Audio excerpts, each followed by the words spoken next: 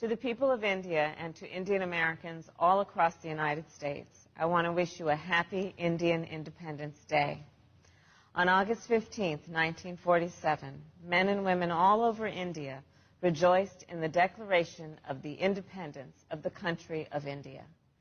Today, on August 15, 2020, I stand before you as the first candidate for Vice President of the United States of South Asian descent. When my mother, Shamala, stepped off the plane in California at 19 years old, she didn't have much in the way of belongings.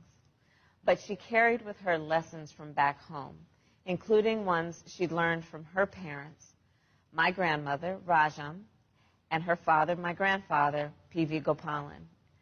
They taught her that when you see injustice in the world, you have an obligation to do something about it, which is what inspired my mother to march and shout on the streets of Oakland at the height of the Civil Rights Movement, a movement whose leaders, including Dr. Martin Luther King, Jr., were themselves inspired by the nonviolent activism of Mahatma Gandhi.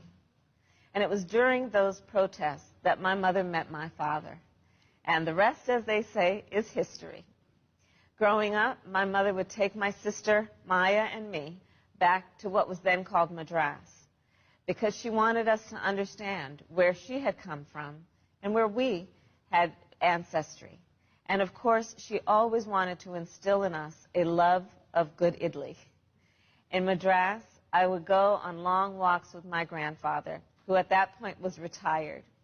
And we'd take morning walks where I'd hold his hand and he would tell me about the heroes who were responsible for the birth of the world's biggest democracy.